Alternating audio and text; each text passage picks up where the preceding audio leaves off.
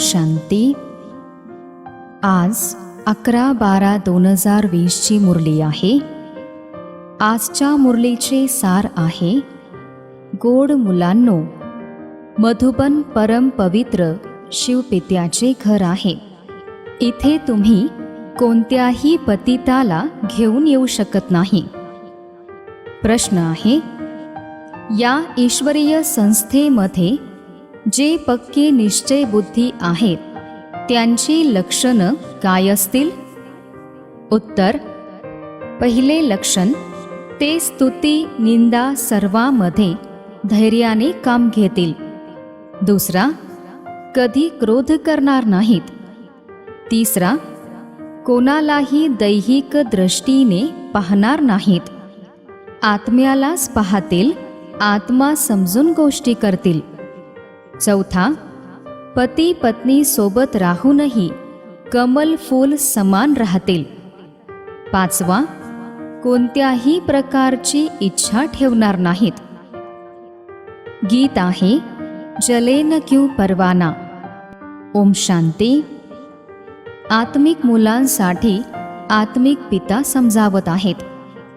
अर्थातच ईश्वर आत्मिक विद्यार्थ्यांना शिकवत आहेत. त्या शाळेमध्ये जे मुलं शिकतात त्यांना आत्मिक विद्यार्थी म्हणत नाहीत. ते तर आसुरी विकारी संप्रदायाचे आहेत.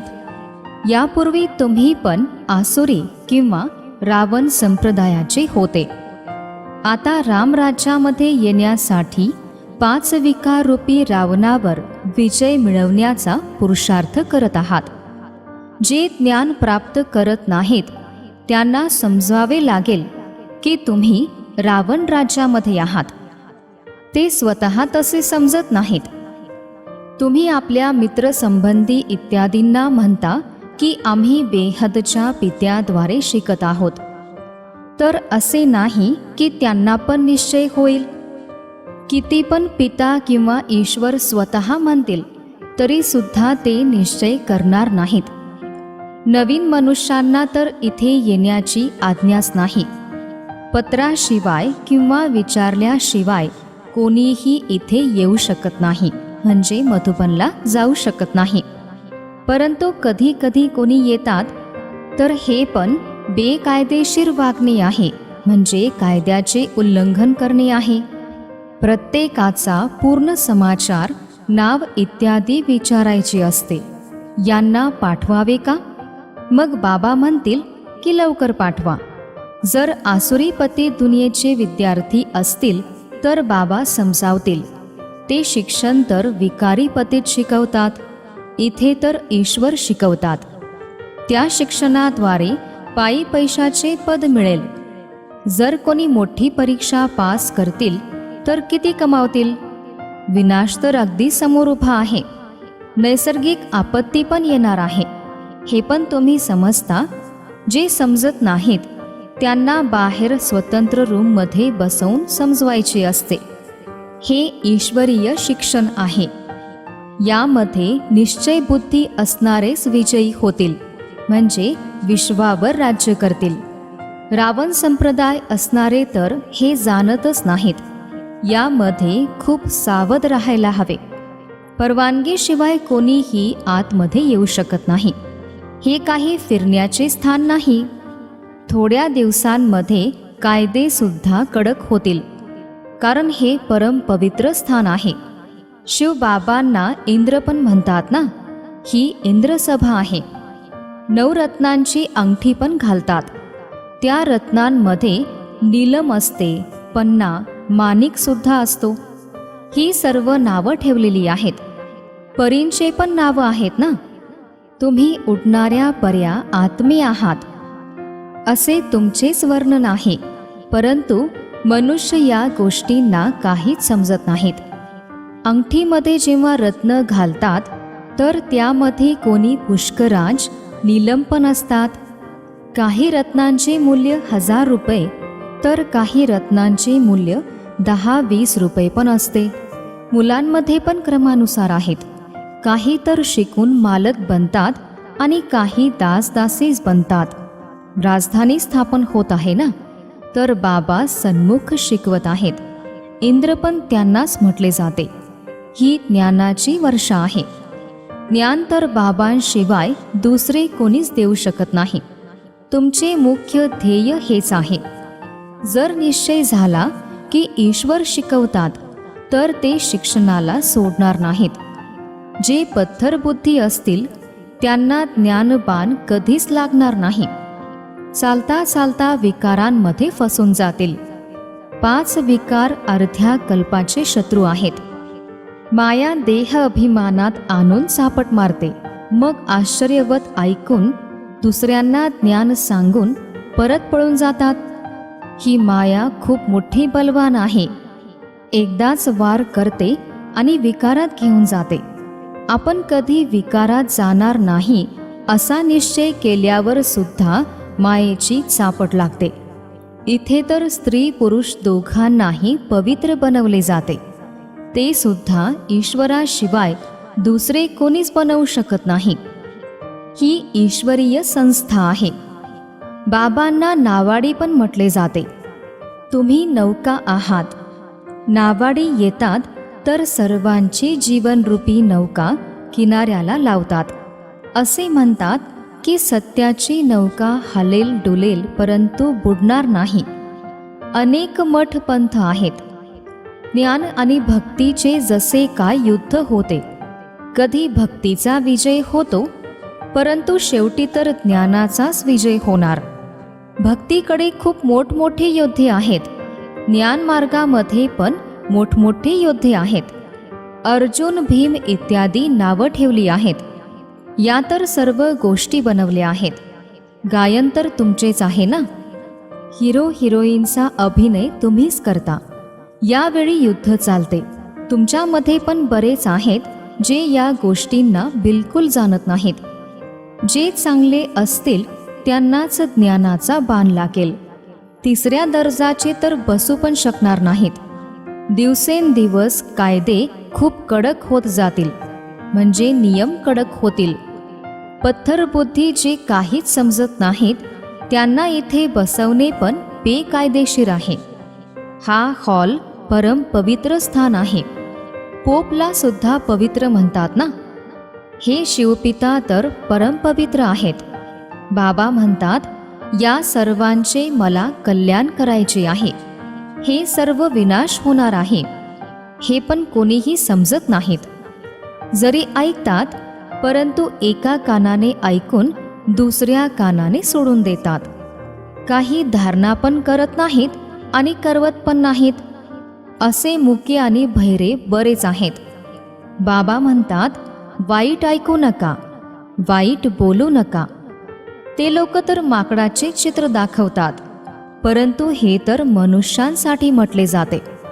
मनुष्यच यावेळी माकडापेक्षा पण खराब झाले आहेत. जसे नारदाची पण गोष्ट बनवली आहे. मग त्यांना सांगा तुम्ही स्वतःचा चेहरा पहा. स्वतःमध्ये 5 विकार तर नाहीत. जसा साक्षात्कार होतो हनुमानाचा पण साक्षात्कार होतो. बाबा म्हणतात प्रत्येक कल्पामध्ये असेच होत असते. सतयुगामध्ये अशा गोष्टी नसतात. ही जुनी दुनिया तर आता नष्ट होणार आहे. जे पक्के निश्चय बुद्धी आहेत ते समजतात की कल्पापूर्वी पण आम्ही असेच राज्य केले होते. बाबा म्हणतात मुलांनो आता दैवी गुणांची धारणा करा. कोणतेही बेकायदेशीर काम करू नका. निंदा स्तुती सर्वांमध्ये धैर्याने काम करायचे आहे. क्रोध करायचा नाही. तुम्ही खूप उच्च विद्यार्थी आहात. स्वतः ईश्वर पिता तुम्हाला शिकवत आहेत आणि ते सुद्धा प्रत्यक्ष शिकवत आहेत. तरी पण अनेक मुलं विसरतात कारण साधारण देहामध्ये आहेत ना. बाबा म्हणतात देहधारीला पाहिल्यामुळे तुम्ही एवढे ज्ञान घेऊ शकत नाही. म्हणून आत्म्याला पहा. आत्मा इथे भ्रुकुटीमध्ये राहते. आत्मा ऐकून खांदा हलवते म्हणजे ज्ञान ऐकत असताना असे करते. नेहमी आत्म्यासोबतच गोष्टी करा. तुम्ही आत्मा या देहरूपी आसनावर बसले आहात. तुम्ही तमप्रधान होते आता सतप्रधान बनायचे आहे. स्वतःला आत्मा समजून बाबांची आठवण केल्याने देहाचे भान कमी होत जाईल. अर्धा कल्प देहाचेच भान राहिले ना. यावेळी सर्व देह अभिमानी आहेत. आता बाबा म्हणतात, देही अभिमानी बना. आत्माच सर्व काही धारण करते, खाते, पिते, सर्व काही आत्माच करते. बाबांना तर अभोक्ता म्हटले जाते. ते निराकार आहेत. हे देहधारीच सर्व काही करतात, म्हणजे ब्रह्मा सर्व काही करतात. शिवबाबा तर काही खात पित नाहीत, ते अभोक्ता आहेत. मग दुसरे लोक त्यांची कॉपी करतात, मनुष्यांना खूप फसवतात. तुमच्या बुद्धीमध्ये आता संपूर्ण ज्ञान आहे. कल्पापूर्वी ज्यांनी हे ज्ञान समजले होते तेच पुन्हा समजतील. बाबा म्हणतात, प्रत्येक कल्पामध्ये येऊन तुम्हाला मी शिकवतो आणि साक्षी होऊन पाहतो. क्रमानुसार पुरुषार्थाप्रमाणे जे शिकले होते तेच पुन्हा शिकतील. वेळ तर लागतो ना. असे म्हणतात की कलियुग आणखी 40,000 वर्ष शिल्लक आहे. याचा अर्थ ते किती अज्ञान अंधारामध्ये आहेत. भक्ती मार्ग आणि ज्ञान मार्गामध्ये रात्रंदिवस एवढा फरक आहे. ही पण समजून घेण्याची गोष्ट आहे. मुलांनी नेहमी खूप आनंदाने राहिले पाहिजे. तुमच्याजवळ सर्व काही आहे, कोणतीही इच्छा नाही. तुम्ही जाणता, कल्पापूर्वी पण आपल्या सर्व इच्छा पूर्ण झाल्या होत्या, म्हणूनच पोट भरलेले होते. ज्यांना ज्ञान नाही त्यांचे पोट भरू शकत नाही. असे म्हटले जाते की खुशीसारखा खुराक नाही. जन्मोजन्मीचे राज्य प्राप्त होते. दासदासी बनणाऱ्यांना एवढी खुशी राहत नाही, म्हणजे ते तेवढे आनंदी राहत नाहीत. पूर्ण महावीर बनायचे आहे, जे माया कधी हलवू शकणार नाही. बाबा म्हणतात, ह्या नेत्रांना खूप सांभाळायचे आहे. कोणावरही विकारी दृष्टी जायला नको. जसे स्त्रीला पाहिल्यानंतर विचलित होतात, तुम्ही तर बहीण भाऊ कुमार कुमारी आहात ना, मग कर्मेंद्रियांची चंचलता का करता? मोठमोठे लखपती करोडपतींना सुद्धा माया नष्ट करते, तर गरिबांना पण माया नष्ट करते. आणि परत बाबांना म्हणतात की आम्ही धक्के खाल्ले. अरे, 10 वर्ष ज्ञान घेतल्यानंतर सुद्धा तुम्ही हारले. आता तर अगदी रसातळाला जाल, म्हणजे अगदी कमी पद प्राप्त होईल. ते मनामध्ये समजतात की यांची अवस्था कशी आहे. काही जण तर खूप छान सेवा करतात. कुमारींनी सुद्धा भीष्म पितामह इत्यादींना बाण मारले, असे गीतेमध्ये थोडेफार सत्य आहे. हे ज्ञान तर भगवानुवाच आहे ना. जर कृष्ण भगवंताने गीता ज्ञान ऐकवले, मग परत असे का म्हणतात की मी जो आहे जसा आहे, कोणी विरळाच मला जाणतो. कृष्ण इथे असतील तर माहीत नाही काय करतील. कृष्णाचा देह तर सतयुगामध्येच असतो. बाबा म्हणतात, ते लोक हे जाणत नाहीत की कृष्णाच्या अनेक जन्माच्या अंतकाळातील देहामध्ये मी प्रवेश करतो. कृष्णाला भेटण्यासाठी तर सर्वजण अगदी पळत येतील. पोप इत्यादी येतात तर असंख्य मनुष्य एकत्र होतात. मनुष्य हे समजत नाहीत की यावेळी सर्वजण पतित तमोप्रधान आहेत. ते म्हणतात की हे पतित पावन या, परंतु समजत नाहीत की आपण सुद्धा पतित आहोत. मुलांना बाबा खूप चांगल्या प्रकारे समजावत असतात. बाबांची बुद्धी तर सर्व सेवा केंद्राच्या अनन्य मुलांकडे निघून जाते. जेव्हा अनेक मुलं इथे येतात तर इथे पाहतो, नाही तर बाहेर असलेल्या मुलांची आठवण येते. त्यांच्या पुढे ज्ञानाचा डान्स करतो. बहुतांश ज्ञानी तू आत्मे असल्यानंतर मजा येते, नाही तर मुलींवर अत्याचार होतात. प्रत्येक कल्पामध्ये असेच सहन करावे लागते. ज्ञानामध्ये आल्यानंतर भक्ती सुटून जाते. आता समजा घरामध्ये मंदिर आहे, स्त्री पुरुष दोघे पण भक्ती करतात, परंतु स्त्रीला ज्ञानाची आवड निर्माण होते आणि ती भक्ती सोडते तर खूप हंगामा होतो, म्हणजे बराच गोंधळ होतो. विकारांमध्ये न गेल्यामुळे, ग्रंथ इत्यादी न वाचल्यामुळे सुद्धा भांडण होतात. यामुळे खूप विघ्न येतात. दुसऱ्या सत्संगामध्ये जाण्यासाठी कोणीही अडथळा निर्माण करत नाही. इथे तर पवित्रतेची गोष्ट आहे. पुरुष पवित्र राहू शकत नाही तर जंगलांमध्ये निघून जातात. मग स्त्रिया कुठे जातील? स्त्रियांसाठी ते असे समजतात की ती तर नरकाचे द्वार आहे, आणि बाबा म्हणतात की तीच स्वर्गाचे द्वार आहे. तुम्ही आता स्वर्गाची स्थापना करत आहात. आता स्वर्गाची स्थापना होत आहे ही समजून घेण्याची गोष्ट आहे. तुम्ही मुलं पण क्रमानुसार समजता, पवित्र राहता. बाकी धारणा क्रमानुसारच होते. तुम्ही तर तिथून निघून इथे येऊन बसले आहात, परंतु आता समजावले जाते की गृहस्थ व्यवहारामध्ये राहून कमल पुष्प समान पवित्र राहायचे आहे. तेही अंतिम जन्माची गोष्ट आहे. गृहस्थ व्यवहारामध्ये राहून स्वतःला आत्मा समजायची आहे. आत्माच अशी श्रेष्ठ बनते. आत्माच जन्मोजन्मी वेगवेगळे कपडे परिधान करते, म्हणजे वेगवेगळा देह धारण करते. आता आम्हा आत्म्यांना वापस जायचे आहे. बाबांसोबत योग लावायचा आहे. मुख्य गोष्ट हीच आहे. आत्माच या कर्मेंद्रियाद्वारे ऐकते. आत्मा देहामध्ये नसेल तर देह मृतदेह बनतो. बाबा खूप आश्चर्यकारक ज्ञान देतात. परमात्म्याशिवाय या गोष्टी दुसरे कोणीही समजावू शकत नाहीत. संन्यासी इत्यादी कोणीही आत्म्याला पाहत नाहीत. ते तर आत्म्यालाच परमात्मा समजतात. दुसरीकडे म्हणतात की आत्म्याला लेपछेप लागत नाही. देहाला पवित्र बनवण्यासाठी गंगा स्नान करतात. हे समजत नाहीत की आत्माच पतित बनते, आत्माच सर्व काही करते. बाबा समजावतात की असे समजू नका मी अमुक व्यक्ती आहे. सर्वजण आत्मे आहेत. जातीचा कोणताही भेद करायला नको. स्वतःला आत्मा समजायचे आहे.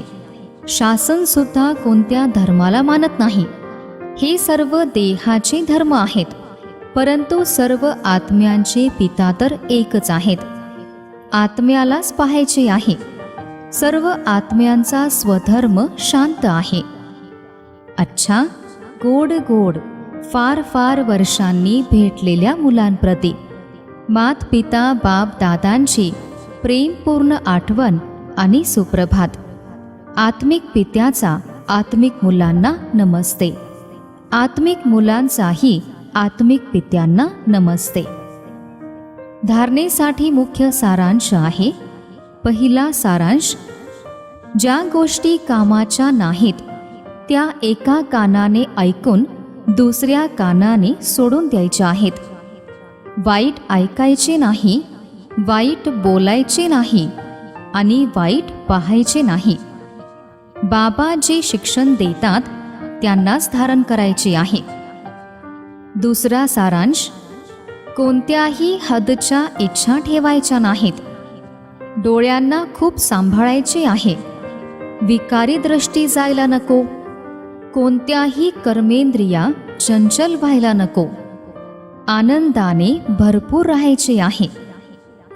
आजचे वरदान आहे, लक्षरूपी घृतद्वारा आत्मिक स्वरूपाच्या ताऱ्यांची चमक वाढवणारे आकर्षण मूर्त भव. विस्तार आहे, जेव्हा बाबांच्या ज्ञानाद्वारे आत्मिक स्वरूपाचा तारा चमकला तर तो विझू शकत नाही, परंतु ह्या चमकची टक्केवारी कमी जास्त होऊ शकते. हा तारा नेहमी चमकणारा तेव्हाच आकर्षित करेल जेव्हा रोज अमृत वेलेला लक्षरूपी घृत घालत राहणार.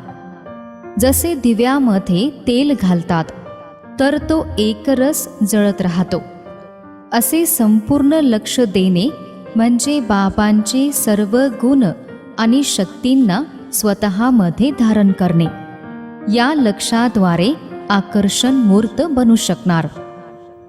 आजचे बोधवाक्य आहे, बेहदच्या वैराग्य वृत्तीद्वारे साधनेच्या बीजाला प्रत्यक्ष करा.